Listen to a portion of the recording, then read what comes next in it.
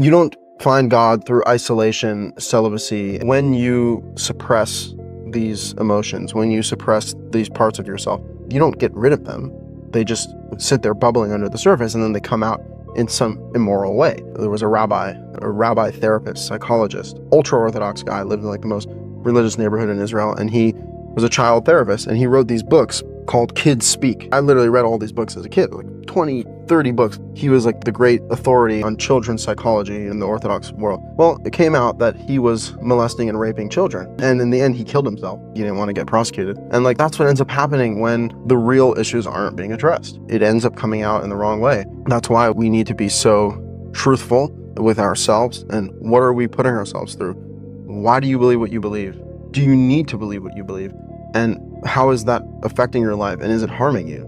And it's hard because it's hard to differentiate sometimes, because sometimes you do need to fight for your beliefs. Sometimes it seems like there are negative drawbacks, even though it's the right thing you're fighting for. But that's why it comes back to, what is the only authoritative source? This is the Torah.